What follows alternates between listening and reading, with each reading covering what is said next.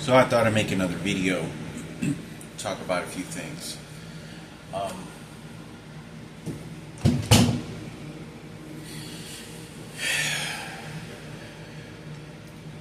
since all these cameras, I think I've brought this topic up before. I was thinking of when 9/11 happened, and I spoke to Lisa, and you know, within a month, I stopped talking to her, and I remember very clearly, like I met her dad, and it was like he was there just to check me out.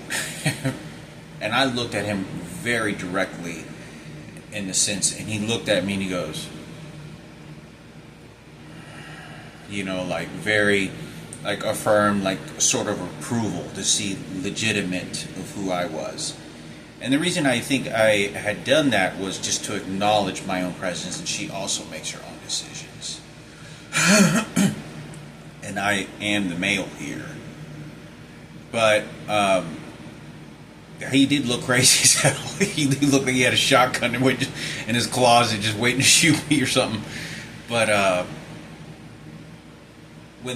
y'all could probably look and find the phone records, whatever that was, a month or two. It was within a month, I think, or two at most, where I just wasn't communicating with her anymore. And I talked about this before. Well, I was 16 years old. By this time, I had already gone paintball shooting with. I had gone paintball shooting with Richard. First time I went paintball shooting, I think with him and all of us, I was like 14. I think it was like 14. It was like me. Richard Murphy would have a birthday party, and he'd invite all his friends, and so it was like Lord John, me, John Basili, Anthony. And I think Cisco. Showed up to one of them. And anyway, Jeremy was along, then Nick. I remember, I was thinking, if they had all this shit that was going on, and we had already gone paintball shooting, I think at least once. I'm pretty sure, yeah, at least once. And I wonder if they had. I mean, they've had to have had cameras, because by this time also, when 9/11 happened, I had what you would call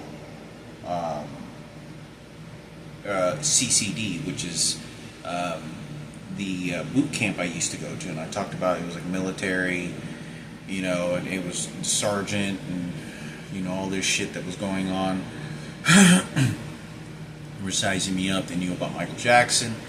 This is where the premonition, or I don't want to say premonition, you can call it that, where he said President Barack Obama and Michelle Obama he was Senate at the time, he was going to run for president, and he said he got it. He said, I think he got it. I think he does. I think this guy got it. And anyway, I do recall, so I had already gone, 9/11 had happened. And Richard's birthday isn't until March. And I want to say, if I was 16 years old, I don't think it could have been before. Because if 9/11 happened and I was 16 years old, I turned 17, Richard's birthday isn't until March. So I don't think, was I 17? When I was 17, did he have another birthday? He could have. I don't even remember. Maybe I think we went paintball shooting again. I don't think we did. So it could have been before 9/11. But who knows is to say that they didn't have cameras there watching, because they had, it was like on a 30-acre land, and they had like 5 or 6 different type of gameplays. One that was, it opened a field completely, and they just have these boards, and it's called like speedball. And then you had this other one, which was like the island. Then it was like deep forest. Then it was like hill climb. So the terrain and everything changes. And so you get a little bit of a different experience, where there's maybe 2 hills and you have these 2 teams just shooting each other. Where other ones you can kind of bob and weave. So it was very adrenaline pumping, very exciting. And I wonder if they had any cameras, or there were. It makes me think if there was. I mean, if all this stuff was going on, you know, if Jack Murphy didn't really own that house and he just moved into that house and they just said stay there, and they did this to Kathy and they did this to Jeremy, and they found all out about this 9/11. I mean, they had to have had you know, some observation of these important kids and Michael Jackson, just to keep on record and just to see how their behaviors and what's going on, keep them safe and still enjoy life, right? Who's to say they didn't have cameras? Because I remember, I never saw any cameras, but you know, back in those days, digital cameras weren't really available like they are now. But they still had pretty microscopic cameras even during that time. But who's to say they didn't have, you know, and was watching how tactical we were in like sort of defense or offense, going against an enemy in the woods. How do you behave in a environment just with what you know and with just how you were raised and just you with what you got, and just see how, whether you got a lot of training or not, or you're just a courageous person, or you're just a really athletic person, just throw them in the field and see what they're capable of doing.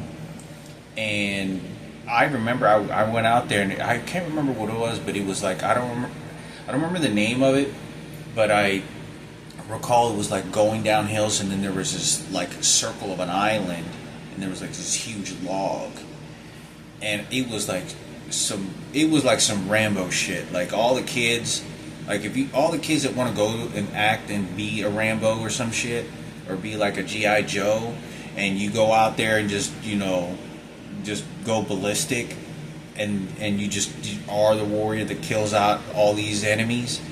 I got lucky when I went out there. I wouldn't say lucky, but it was skillfully. And me and Richard, I remember, it was like some G.I. Joe shit. It was some Rambo shit. And I had the cheaper gun, and I remember all these kids.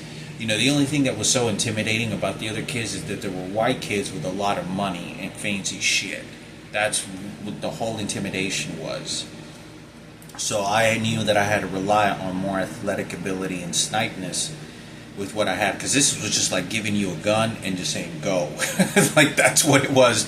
And the guns that you rented there were kind of shitty. And sometimes you get a good gun, sometimes you get a shitty gun. And since I was the only one of the few colored Mexican people there, you know, then it became more racist. The adults would be racist. They would give you the more shitty gun. Like you could tell the people that were trained in the adults. And I remember Jack checked one of them when he noticed that. And, you know, he noticed that. So, you know, it's kind of weird when you see something like that, you know, because, you know, you think that, oh, the white guy's always on your side, but, you know, this is the kids are all having a great time, regardless if he's Mexican or not. Fill a CO2 tank up, you know, like, you know, and they do it on purpose. And I knew he saw him, or knew he had, you know, and as an adult, and since he already played a very adult figure, person at a very early age, his maturity level for taking care of kids was far beyond me, or what you pick up on things much more faster. So certain things. But we went out there, and I think there was like fucking tape or some shit on the fucking gun, you know, to hold it together on some of the occasions. And we went out there, and you know, we're climbing or going down the mountains, and there's like 5 of these motherfuckers, and they're just blasting. And I'm sitting next to Richard, and I go, I need you to cover me. All right, and then he takes a couple shots, and I take a couple shots, and he goes, how many did you see? And you know, you know, it's like I saw 4 of them. I think there's 5. The other one was approaching to the left side of you. All right, well, this is what we're gonna do. As soon as I get up and start running, you just start shooting, all right? But before we do that, we're going to take one scope. And we take one scope, start shooting, so we time and measure. And then I get up, start running, and then he just starts shooting. And there's a huge fucking log, a fucking huge massive log, wood log, in the middle of it. And so I literally run like blasting and like jump and do like a barrel roll underneath the wood, and all I see, I mean, like 400 fucking ammunition bullets just hitting the fucking logs. Right, you're not trying to get hit. And I turn around, and before I had done that, I believe I took out one of them, and all you have is these little heads that are popping out. You don't get their full body. And so when you shoot, it kind of bobbles down, and so you kind of have to wait until they pop their head and get some physical appearance for them to you be able to shoot, and kind of measure where there's 5, 6, 7 inches, and then it kind of goes down so that you hit your target. And I want to say before, I don't think I got all of them when I was at the log, but before I had jumped and gotten, you have to jump up on because there's kind of like a creek, like in this whole circle. And I look and I shoot and I bam, and I said, all right, I took one out. And then I remember looking out, and Richard was very impressed because I think Jack was right next to him and maybe someone else. And for some reason, I don't know why they couldn't get him. And it could have just been the position that I was in. And I go, bam, bam, bam, bam, bam, bam. All right, I took one out. Yeah, he's out. He's hit. All right. And then he goes and shoots a couple. Guys are still revelant. Nobody says hit. Then I turn around. Bam, bam, bam. All right, I got another one. And it's like, this is like a roll. You feel the roll that okay, now things are really moving forward now. And so then that's whenever I jump up, he starts shooting. I blast through the situation, like running and kind of keep my head down a little bit and do a barrel roll underneath with my gun, and it's and I'm the only one there. I'm like, this is like the stage, and everyone can see. There's like one side all against you, other side is your team, and what I do is there's still, I remember there being like at least 2 or 3 other guys left, and I go over the barrel, bam, bam, bam, bam, and I look over and say, I got him. I got one of these guys. I took out like 4 of these guys, 4 or 5 of them, and they were badass shots. I could see the bullet just go, boom, and all you could see was a head. And all these other guys, they all had like, there was only a few of us that showed up with regular guns. They all had, they had all this money, fancy shit, and they had like the Predator, like helmets and shit. They had all that fancy shit. When you have all that fancy shit, it's quite intimidating because you see the luxury of that they're badasses, but it doesn't really work necessarily that way. You have to rely on other things when your equipment isn't as efficient as you need it to be, like your physical ability and measurements. How well can you estimate and hit the target?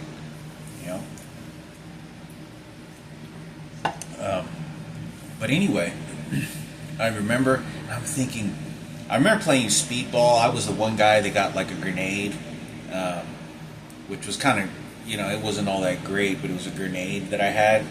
And basically, it's a bonded up, kind of looks like a dildo, but it bends like that and has a rubber band. And so what you do is you just throw, and then it hits the ground and just throws paint all over the place. Wasn't that great? I've seen the smoke bombs, which was pretty cool. The smoke bombs that they have, which was used in battlefields and shit by plane. But I wonder if they had cameras. I think they did.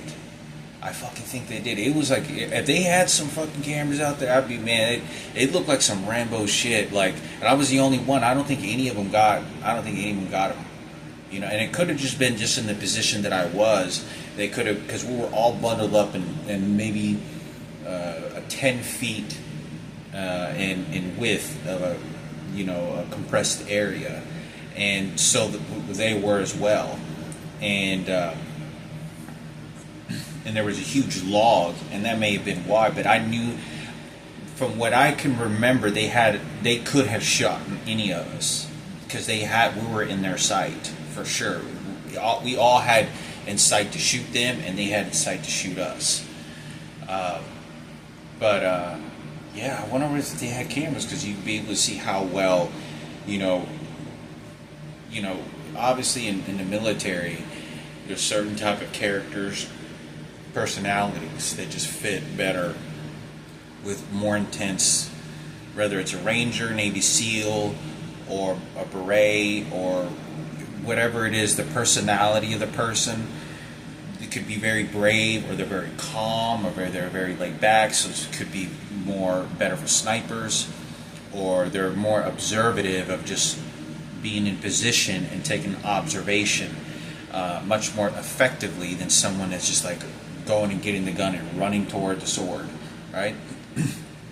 So in these particular fashions, you find these this characteristics a pretty good solid of identification when they're teenagers. You know, someone who's 13, 14, 15 years old, you start to develop certain characteristics. I don't know. I believe it is. I'm pretty sure there's psychology books and all kinds of shit. There's so much studies out there.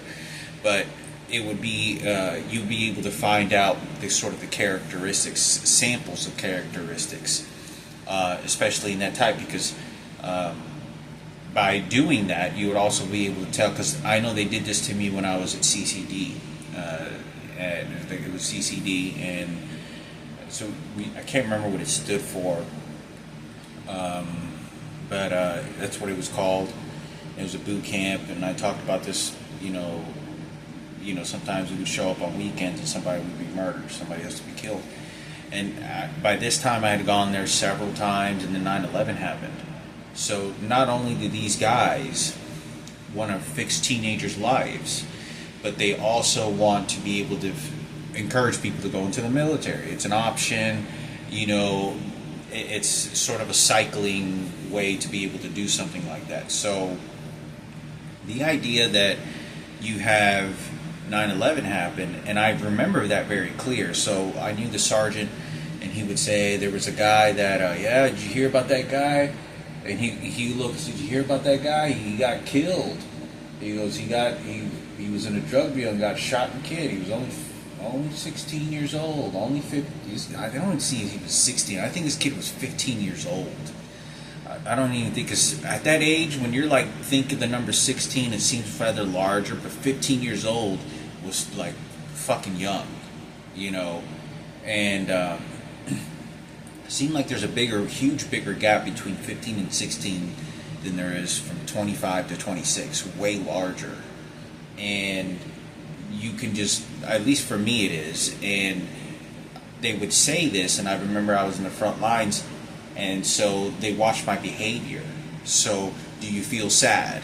Do you feel empathetic? Do you feel ruthless? Are you gonna look like you're gonna go to the military? Because if you do, you're good for that. You know, because, you know, there's certain, I don't know what the personalities are and what they consist of, but there's ways to gauge people.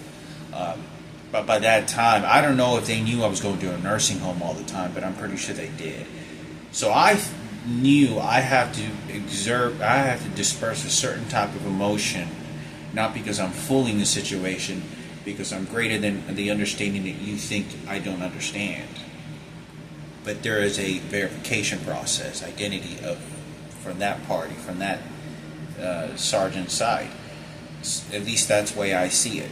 So I can be ruthless about it, but that's not good, because humanity, I did grow up sort of going to church, but understanding the reality of, you know, seeing tragedy and stuff is not particularly, you know, when you watch somebody kill themselves in front of you and there's a huge buildup, I think that is what sort of kind of just took a bad shock to me, because it was like a father and best friend, and then it was just like, you know, I'm 12 years old and there's no counseling, and I'm with this person eye to eye as a human being, and it doesn't have a brain anymore, and there was no counseling, there was no body patting me on the back for shit. It was just, get out of here.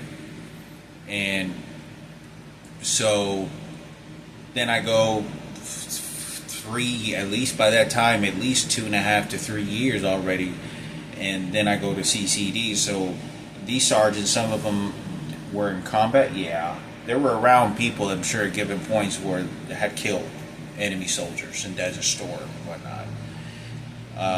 because sometimes there were other sergeants that would show up that weren't there full time. There were like, I don't know why they showed up. They could have been because I was there, and I'm pretty sure it was. But they particularly weren't, because at that age, when you're 14, 15 years, 16 years old, you're being groomed and bred for a very close enrollment for 18 for war.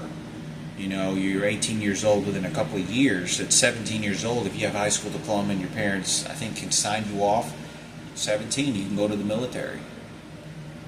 But it's a good preparation. It's a good prep for you to be be able to do that. So, for if you choose to do that.